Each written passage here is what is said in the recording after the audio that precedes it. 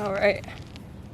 Hello humans, and welcome back to another episode of RD2H Road to Happiness, building our dream realities one life lesson at a time. So this is a cool episode because I felt called to record today from the top of a mountain. Let me show you guys this view.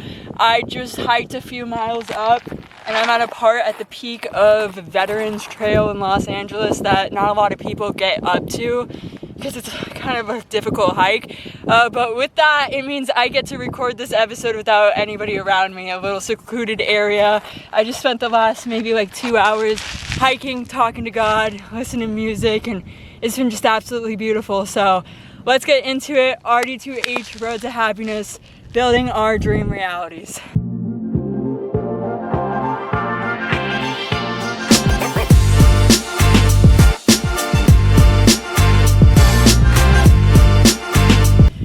So God's been talking to me lately, and it's been pretty clear on why I'm going through this isolation season. If you're new here, I've been going through a really big isolation season these last couple of years. A move to LA afterwards, just, pretty much getting everything taken away from me, my dog, my apartment, everything, kind of getting stripped to the foundation of who I am. And it finally makes sense as why God has been putting me through this season. And it's something that is, mentioned in the Bible over and over and over again. And the reason I'm concluding as I'm walking these hikes, as I'm going surfing, as I'm kind of trying to find some solace in nature and in Him, and not in my external environment, not in, the promises He's made in my life, not in what I expect to have in my future, but just in God alone. As I am kind of getting stripped away and what I have is Him and my faith in Him, I'm realizing He's putting me through this season right now because He needs me to know that it is Him. That if God is all I have, then I have all I need and everything else is extra. And I need to be stripped away from all of the human things, whether that be wanting finances or status or career or, pride, everything that is of this world. He's stripping away from me, because if He were to give me the gifts of my life that He has promised me right now, I think I did it. I would walk around with a big head. I would walk around acting like it's the fruits of my labor and not the fruits of His mercy and the fruits of Him being just a wonderful God. And so He's stripping me not only to show me that it's Him and everything is coming through Him and nothing else other than Him, but He's showing me how to build a foundation that can actually hold my life, which my foundation before wasn't built in stone. It was built in sand. I had a life that was built around, comfort and, things that make me happy and things that are of this world, whether that be numbing out, partying, sleeping in or whatever. And the gift that God has for our lives is amazing, but it is not built in comfort. It's not comfortable. It means sacrifice. It means walking up the mountain.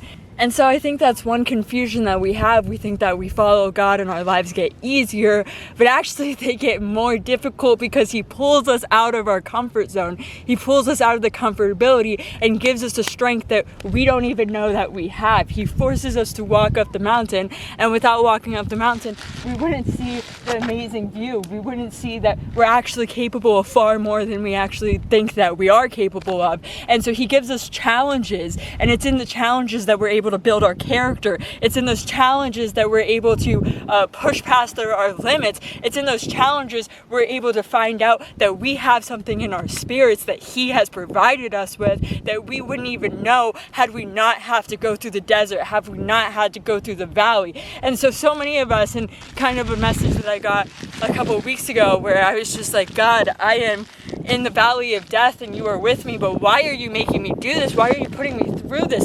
I want to go to the mountaintop. I want to be at the beach. I want life to be easy. It's been so long that You've kept me in the valley, in the desert. When is it my time? And what I've been realizing lately is we have to go through the valley. We have to go through the valley of death. We have to go through the desert because that's where He refines us. That's where He strips us down into our true character. That's where He reveals who we are and builds the foundation. Because if he were to give you the gifts of life, if he were to give you everything that you want right now without taking you through the valley, if you didn't go through the valley before you got to the mountaintop, you would take those gifts with pride, you would take them with ego, you would take them with human things that would corrupt the gifts that God has on your life. And I keep going back to scriptures, and I'm getting signs through everything in my life right now. And David in the caves, God put an anointment on him. He told David, you will be king. And it wasn't until decades later that he became king. And then David went through the caves, right? And he spent years in the cave asking God, why have you forsaken me? And if God had made David king before he went through the dark valley, before he went into the caves, before he spent all that time in isolation being stripped down of everything that he thought, the pride of being anointed, the ego of being anointed, if he had not been stripped down, the throne would have destroyed him. The throne would have destroyed David. He would have had an ego, and we could see in the scriptures, even after the caves, he still had some human tendencies. David was not perfect, and even the anointed, even God's children, even the people that God has placed for a huge purpose to spread his message, to bring more people into the kingdom, they're not perfect. We're human. We all have our flaws. And even David, after being king, showed character flaws, and we can agree on that. But had he not gone through the desert, had he not gone through the caves, had he not been stripped down, and he had just been given his position as king the second he was anointed, the throne would have destroyed him. The ego would have destroyed him. The pride would have destroyed him. The evil and corruptness of power would have destroyed him. And because he went through the caves, he was able to just be shaped and molded by God. And so without going through the desert, without going through the valleys, we can't get to the point where we're actually able to hold the life and the promise that God has for us. But that doesn't mean that we do it alone. And that's what I've been realizing too, that he's been with me every single day, every single moment. I've been going through this journey, every single doubt, every single moment of fear, every single long climb of miles, every single swim in the ocean, every single rejection, every single failure,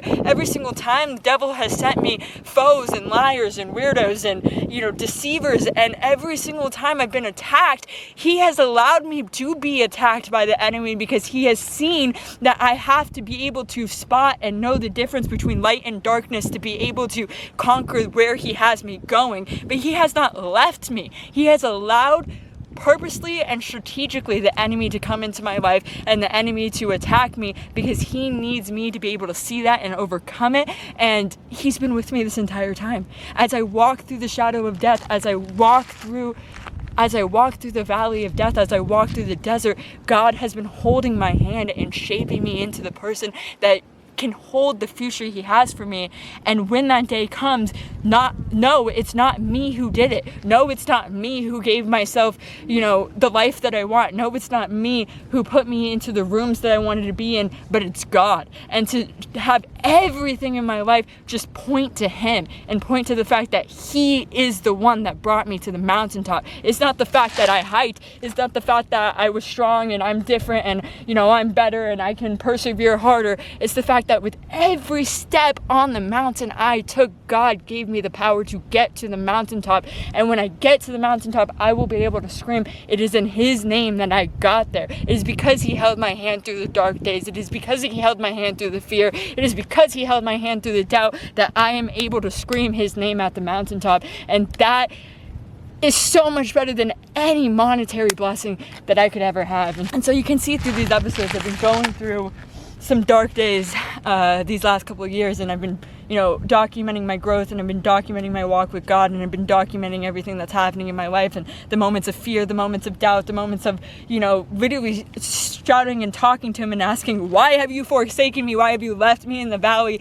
And at the end of every single time, it's just he hasn't left me. He's shaping me, he's guiding me. A few years ago, I was praying to God, and it's easy to forget that I'm standing in so many blessings that I wanted years ago. And it's easy to forget that because life seems, hard, and I get stuck in the present, and I get stuck in the future, and I get stuck in, my human brain. And it's so easy to forget that there was a couple years ago I was praying to God that, I want to be the type of person that hikes on weekends. I want to be a surfer. I want to be somebody who just like enjoys nature and connects with you, Lord. And I couldn't get out of my bed. I couldn't get into doing these things. And he had to like honestly hurt me so bad for me to get to the point where, my weekends lately have been so God-centered and God-filled, like whether it's going on hikes and just talking to him the entire time or surfing into the ocean. I suck at surfing, but man, do I love it.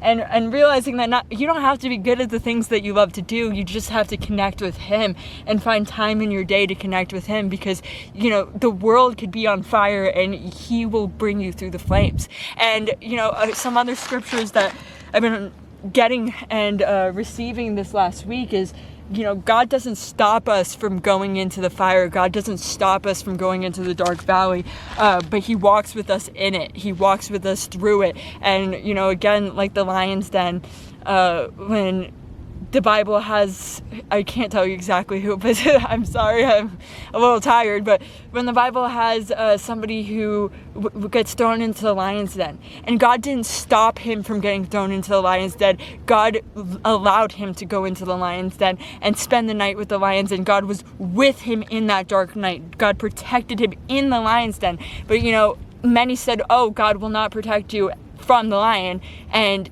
everybody thought that it was done the second that he went into the lion's den, but God stayed with him during that dark night and protected him and made sure he wasn't eaten. And for the fact of proving, and in God's name, and being able to see so clearly that it was God who protected him. And so for me right now, it's God may come at the last minute. He is never early, but he is never late. And he does everything so strategically so that you can take no claim in his work. So your ego has no claim in his works, so your pride has no claim over his works, but he comes in a moment right after the fear, right after the doubt, right after all hope is lost, to be able to say that it was God, and there's no explanation other than it was God.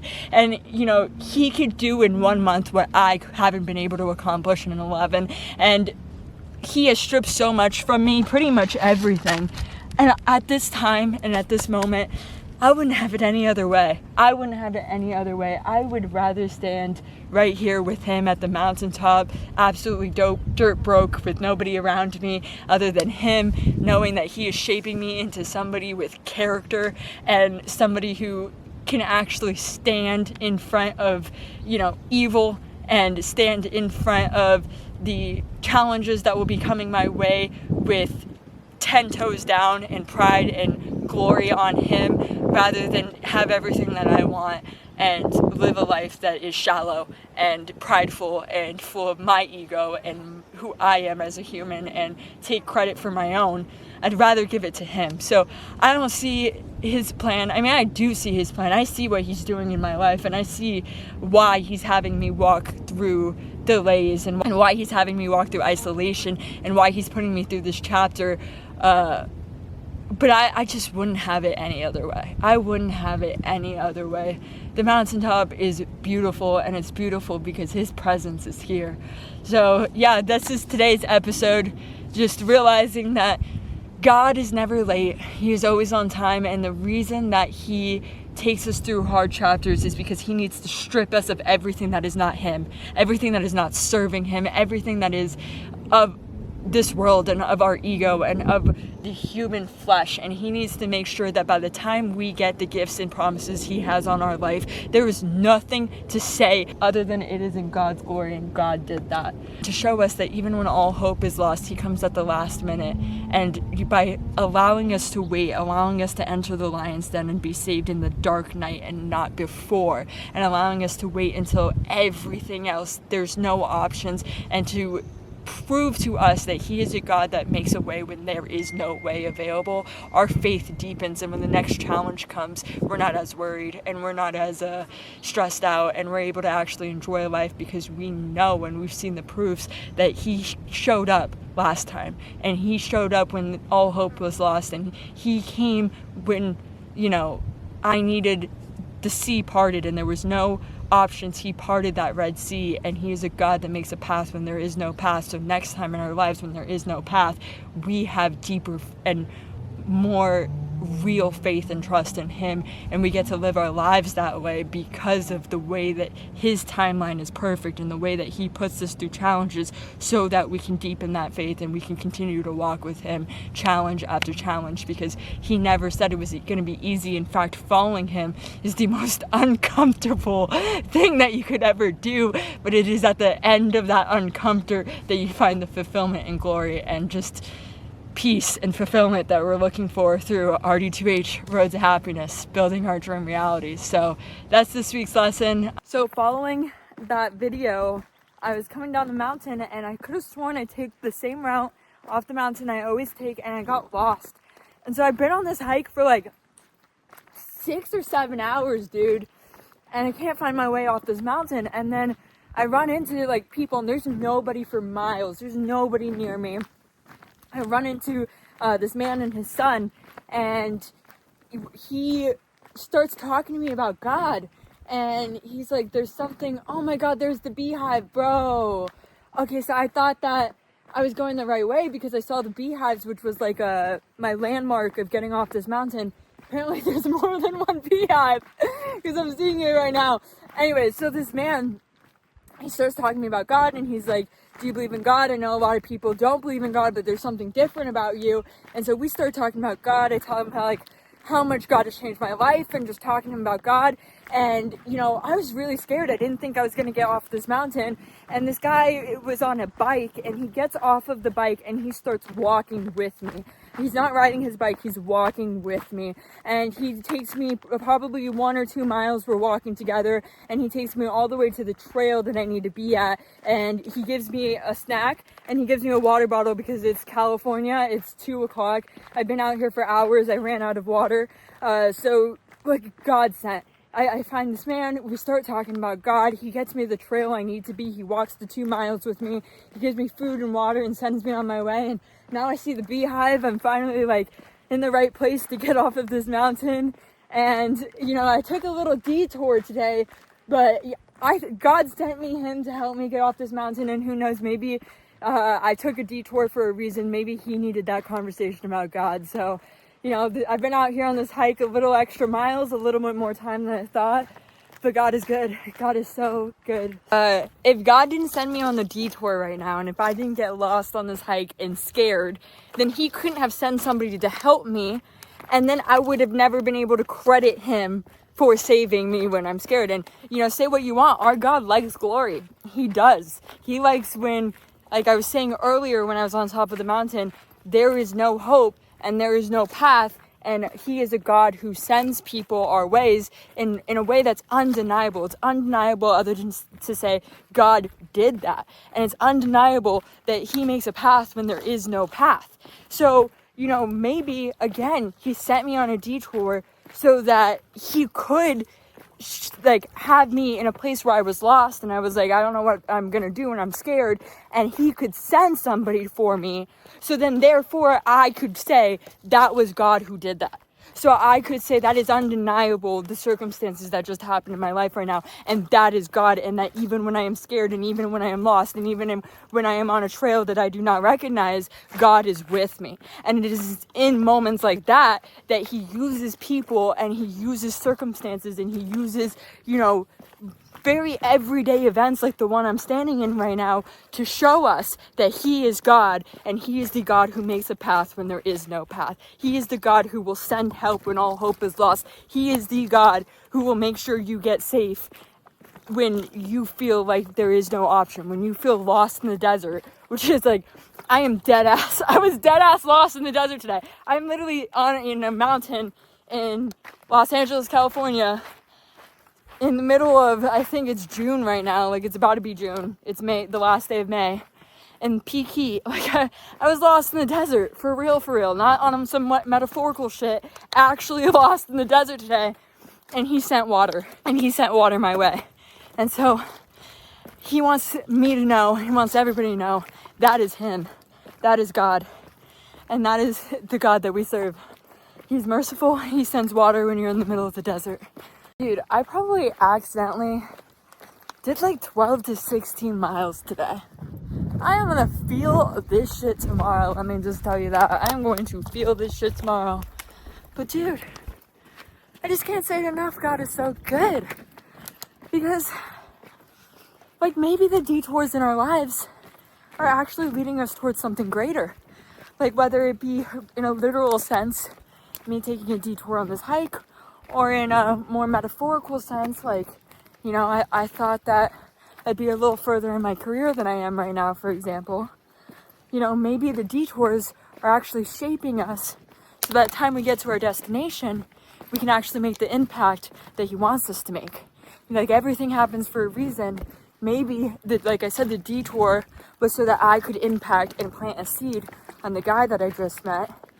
And maybe I don't understand it, but it takes him asking me to walk a few extra miles. And every time he does, isn't the view so amazing though? And does it matter when we get to our destination anyway? When he brings us to the promised land anyway? When we get the fulfillment anyway? What's wrong with the detour when we get to plant seeds that we don't even understand? Because his picture is so much bigger than us, so much bigger than anything we can comprehend. So, you know, I spent the entire day hiking today, the entire day praising him, listening to music about him, talking to people about him, and just putting one step in front of the other. And it's been such a beautiful day. It really has been. It's been such a beautiful day. Also, a little side note, that is the second guy. I am telling you, nobody for miles, dude. Okay, I'm on a very secluded hike right now. Like I said, I started this hike about 9 a.m. this morning. I don't think I'm gonna get off this mountain until about 4 p.m. Okay, it's been quite the trek. It's been awesome though.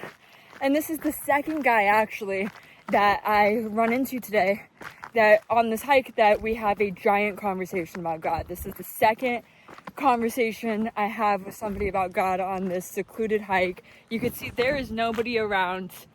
That right there, this is a beehive. This is a beehive with natural bees. I thought that was my landmark. And so when I passed the beehive earlier, I was like, okay, I'm on the right route. I'm getting there. And it turns out I was going the complete wrong direction. And it was actually for a second really scary. I was like, I'm really gonna be, I don't want to be on this mountain when the sun goes down. But yeah, God provided. I had 2 conversations with 2 different guys. Nobody for miles. Both people I talked to today, we got really into about God. I got food, I got water, and you just can't convince me that that was a mistake. Nothing is a mistake. Who knows why, you know, I got off my trail today, but like I said, maybe that guy needed me to, like, for me to talk to him about God in the same way that I needed him to show me the trail. All right, I'm safe. It is 3:30. I finally got down to my car. Hallelujah. And when I got to the bottom, they're selling, remember I showed you the landmark of the honey? Like, I saw the bees and that was the landmark. I was going the wrong direction and I wasn't. So they were selling the honey from the bees on the hike, on the top of the mountain at the bottom of the hike. So I got myself some fresh organic honey, which is so fire, because like my new thing lately is I've been eating strawberries dipped in honey, and like it's so annoying because everything in the store has like chemicals. Like apparently the Driscoll strawberries, the only brand that they sell in stores, like causes cancer now. So annoying. I'm like, dude, fresh honey from a source that I literally just hiked to the top of the mountain and saw. So this is another little blessing of the day. We survived the hike. I think I probably did like 10 to at least 12 to 16 miles in probably like 100-degree weather. And bro, I'm gonna look so good tomorrow, you have no idea. So that's a wrap of today. Love you guys. See you for another episode. RD2H, Road to Happiness. Building our dream realities. Even when life gives you a detour, bro, you always survive that shit. So you might as well have a positive attitude while you're on the detour. So love you guys. Bye.